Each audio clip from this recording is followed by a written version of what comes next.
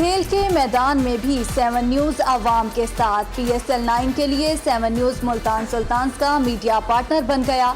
लाहौर में तकरीब के दौरान मफाहमती यादाश्त पर दस्तखत डायरेक्टर 7 न्यूज़ आमिर राव और मुल्तान सुल्तान्स की जनरल मैनेजर हिजाब जाहिद में मुआहिदा तय पा गया। स्पाई टावर में मुफाहमती यादाश्त पर दस्तखत की तकरीब डायरेक्टर ऑपरेशन मुल्तान सुल्तान्स जवाद कैसर और डायरेक्टर मीडिया एहसन इफ्तिखार नागी की भी शिरकत। Director Aspire Colleges Syed Umair Ali Shah की तकरीब में खसूसी शिरकत।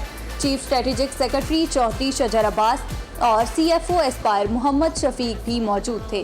तकरीब के दौरान 7 न्यूज़ और मुल्तान सुल्तान्स ने इस अज़म का इजहार किया कि क्रिकेट के फ़रोग़ के लिए मिलकर काम करेंगे।